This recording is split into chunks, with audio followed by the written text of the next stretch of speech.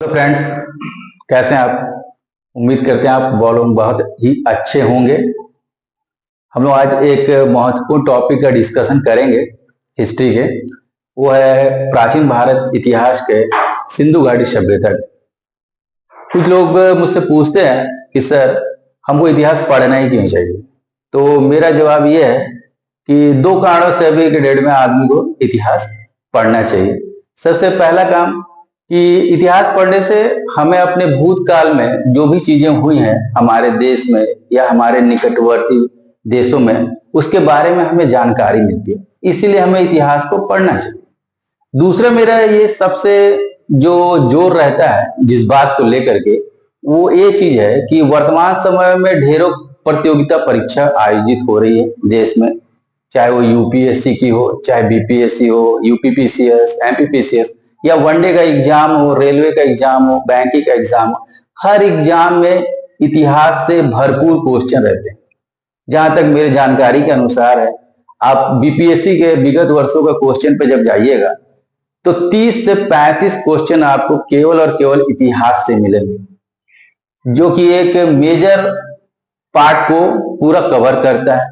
और अगर आपका इतिहास बहुत ही अच्छा है, स्ट्रांग है, तो आप उसमें से 30 से 35 क्वेश्चन आराम से करके निकल सकते हैं और आप रिजल्ट के बहुत ही करीब पहुंच सकते हैं। इसीलिए मैं सभी बच्चों से विनम्र निवेदन करना चाहता हूं कि हिस्ट्री को बहुत ही मजबूत बनाइए, क्योंकि हिस्ट्री का पेपर अगर आपका मजबूत रहेगा तो आप प्रतियोगिता परीक्षा आसानी से निकाल सकते हैं।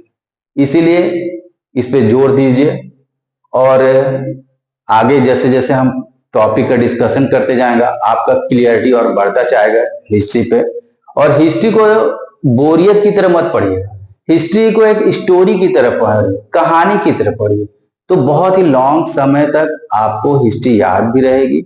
बिल्कुल वही चीजें जैसे दादा नानी की कहानी सुना करते थे, बिल्कुल उसी तरह से आप हिस्ट्री को पढ़िए और इंजॉय कीजिए।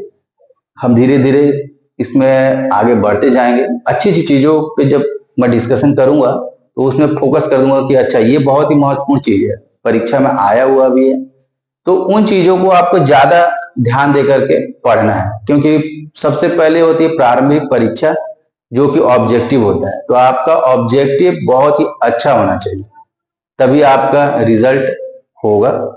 तो आज हम एक प्राचीन भारत इतिहास का एक सबसे महत्वपूर्ण टॉपिक का डिस्कशन करने जा रहे हैं। उस टॉपिक का नाम है सिंधु घाटी की सभ्यता। तो सिंधु घाटी की सभ्यता, मैंने ब्लैक बोर्ड पे कुछ चीजें लिख दी है। सिंधु घाटी की सभ्यता, तो सबसे पहले किसी भी सभ्यता के बारे में जानने से पहले उसके हम परिचय या उसकी खोज किसने की, इसके बारे में थोड़ा सा हम अध्ययन करेंगे। तो सबसे पहले हम परिचय और खोज के बारे में डिस्कशन करेंगे कि कैसे कैसे हुआ। तो आपको पता ही है कि हमारे देश में हमने 200 सालों तक अंग्रेजों की गुलामी झेली है। उसी दौर में जितने भी ये सभ्यता थी, उनका खोज जो करने का जो स्टार्टिंग था, वो शुरू मतलब कि प्रयास उन्होंने अंग्रेजों के काल में हुआ था। सबसे पहले एक अंग्रेज हुए, उनका नाम था चार्ल्स मैसन। सबसे पहले मैं उनका नाम लिखने जा रहा हूं, चार्ल्स मैसन।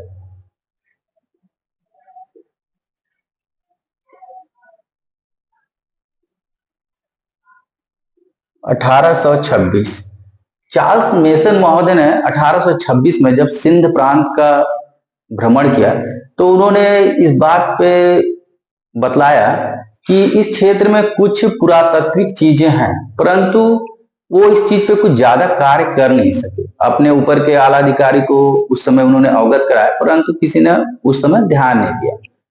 प्रयास आगे चलते रहे, धीरे धीरे काम आगे बढ़ता गया। फिर एक महत्वपूर्ण व्यक्ति का नाम आता है बर्टन बर्नी। इसमें दो भाई हुआ करते थे, एक जेम्स बर्टन और दूसरा विलियम बर्टन। तो हम उसका भी नाम ध्यान रखेंगे। एक हुए जेम्स बर्टन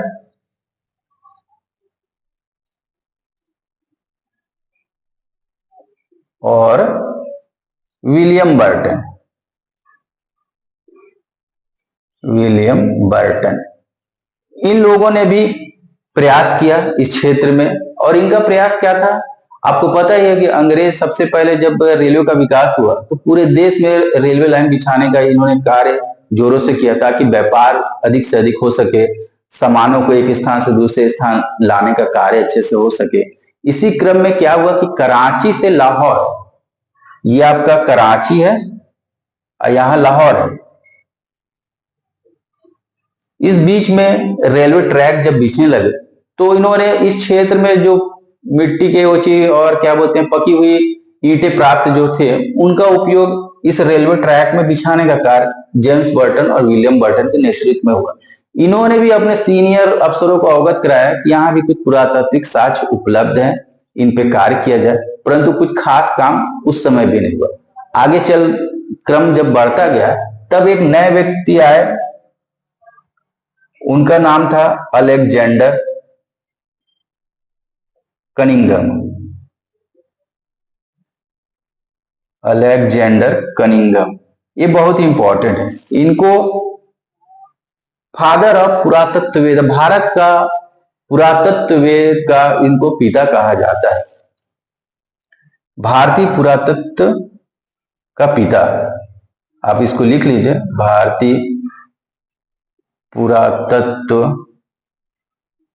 के पिता कहा जाता है। इन्होंने कुछ महत्वपूर्ण कार्य किया अलेक्जेंडर कनिंघम ने, और अपने सीनियर अफसरों को इसके बारे में बताया। तो कुछ ध्यान आकर्षण हुआ कि आखिर अलेक्जेंडर कनिंघम बताना क्या चाह रहे थे। उस क्षेत्र में सिंध प्रांत में कुछ कुछ मिट्टी मिल रही है, कुछ कुछ ईंटें मिल रही हैं पकी हुई, आखिर है क्या। फिर आगे जो एक महत्वपूर्ण व्यक्ति हुए वो थे चार्ल्स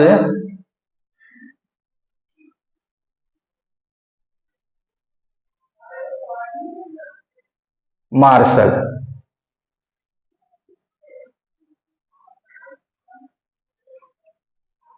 इनके नेतृत्व में, चार्ल्स मार्शल के नेतृत्व में एक व्यक्ति काम कर रहे थे, उनका नाम था दयाराम साहनी। सिंध प्रांत में वो भी लगे हुए थे। जो ऐसे जैसे मतलब की बात बढ़ रही थी कि उस क्षेत्र में कुछ है, जमीन के नीचे कुछ है, तो खुदाई का कार्य धीरे धीरे प्रारंभ हुआ।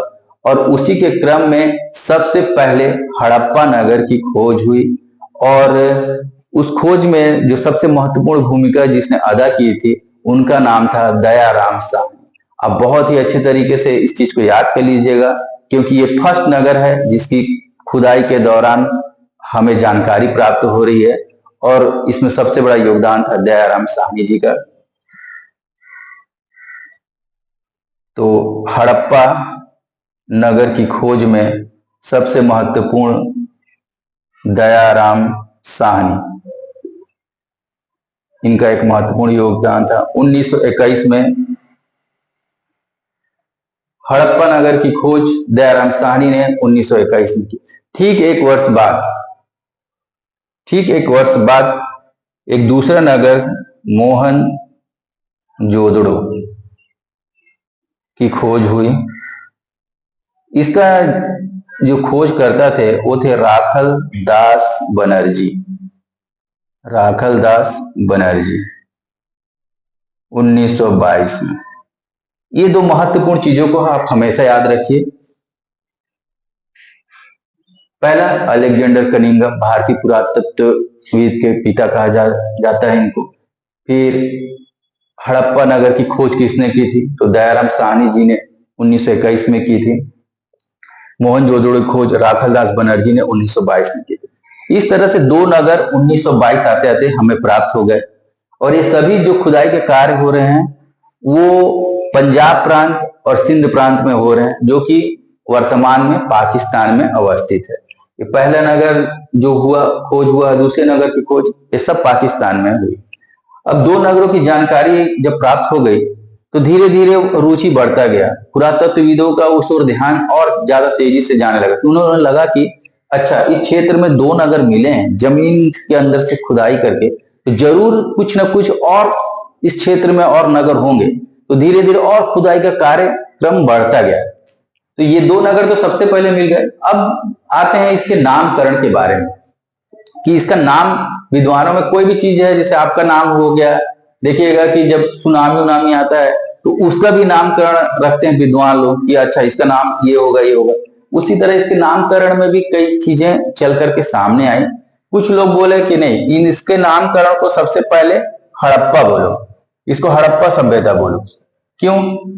तो इसके सपोर्टर जो थे उन्होंने कहा कि नहीं, सबसे पहला जो है सिंधु घाटी सभ्यता का जो सबसे प्रमुख नगर जो प्राप्त होता है वो आपको मिलता है हड़प्पा से। तो हड़प्पा में पहली बार खुदाई हुई नगर का पता चला, इसलिए हड़प्पा सभ्यता कहना इसे ज्यादा सही है। कुछ विद्वान इसके समर्थन में थे। आगे चल करके बात कुछ बढ़ता गया। कुछ लोगों ने कहा नहीं, हड़प्पा नहीं, इसे हम सिंधु सभ्यता कहेंगे, सिंधु सभ्यता कहेंगे। क्यों कहेंगे भाई सिंधु सभ्यता? आगे चलकर क्या हुआ, 40 से 50 नगर, सिंधु जो नदी प्रवाहित हो रही थी उसके चारों ओर बहुत से नगर का जानकारी मिल गया। तो लोगों में बात बढ़ गई। विद्वान बोले नहीं, हड़प्पा इसका नामकरण सही उचित नहीं बैठता है, इसका नामकरण सिंधु सभ्यता ज्यादा बैठता है। तो विद्वान बोलने लगे कि अच्छा, इसे सिंधु सभ्यता कहना चाहिए। आगे बढ़ गए। सिंधु सरस्वती सभ्यता। कुछ विद्वान बोले इसको सिंधु सरस्वती सभ्यता कहें, कारण कि सिंधु नदी का क्षेत्र और गंगा नदी के क्षेत्र, इस क्षेत्र में अगर आप देखिएगा तो प्राचीन काल में कहा जाता था कि इन दोनों के बीच में एक सरस्वती नदी बहती थी।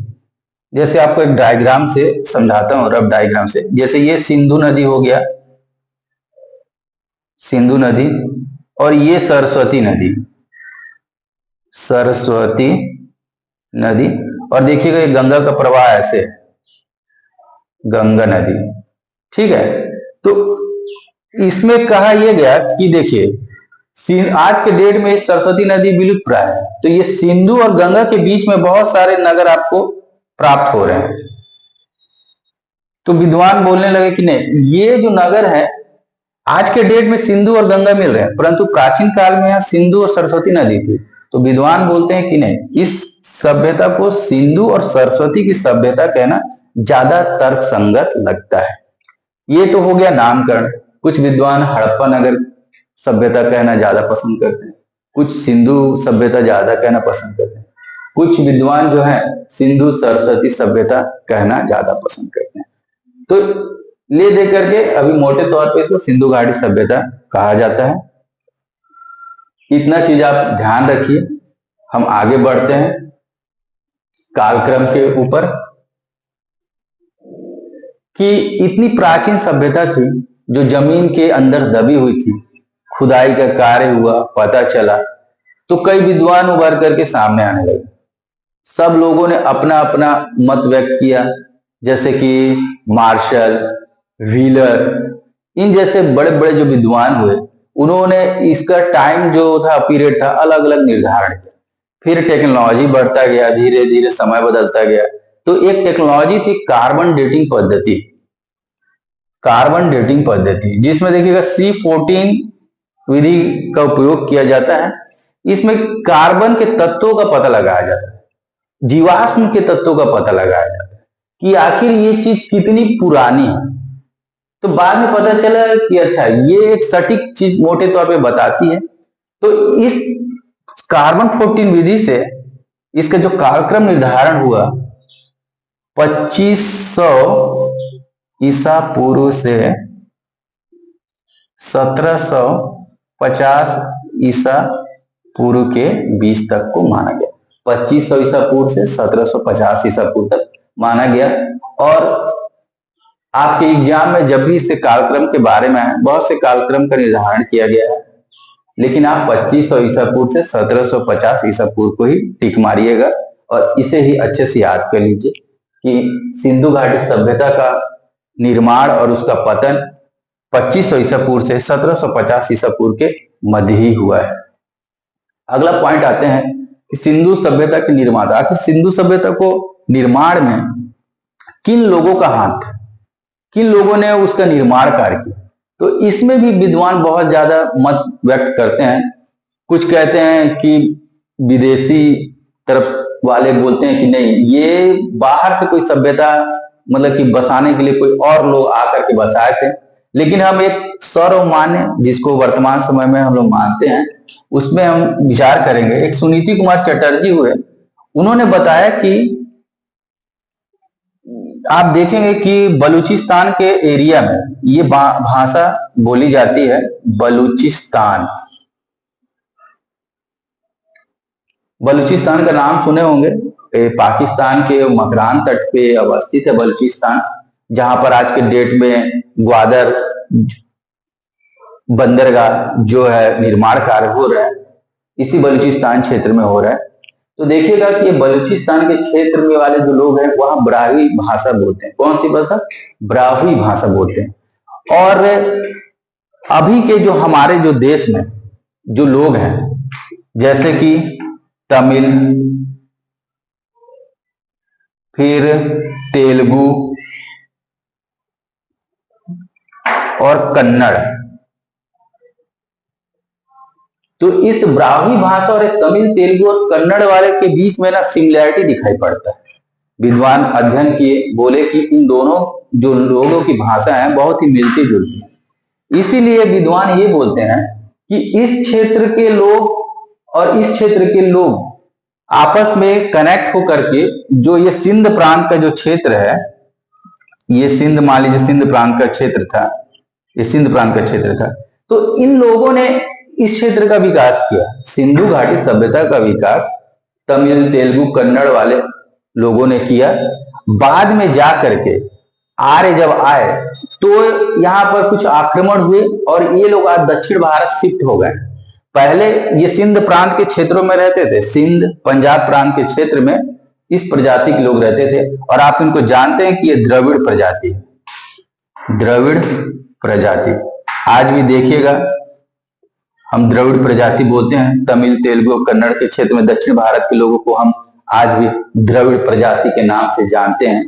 तो ऐसा माना जाता है कि ये द्रविड़ प्रजाति के लोग ही सिंध और पंजाब के क्षेत्र में पहले थे और उन्होंने ही सिंधु सभ्यता का निर्माण किया। बाद में जब आर्यों के आक्रमण होने लगे तो ये शिफ्ट होकर के नर्मदा के दक्षिण की ओर चले गए और वर्तमान में तमिल, तेलुगु, कन्नड़ के क्षेत्र में आज दिखाई पड़ते हैं। तो इसीलिए इस चीज को ध्यान में रखिएगा। आ जाएगा कि सिंधु सभ्यता के निर्माता किस प्रजाति के लोगों को बोला जाता है, तो द्रविड़ प्रजाति के लोगों को सिंधु सभ्यता का निर्माता कहा जाता है। आज के लिए इतना ही रहने देते हैं, स्टार्टिंग में हम धीरे धीरे चलेंगे। आज पहला डिस्कशन था, आगे की कक्षाओं में इससे आगे के बारे में पढ़ा जाएगा। और अगर आपको वीडियो अच्छा लगा हो तो इस वीडियो को लाइक कीजिए, सब्सक्राइब कीजिए। Thank you.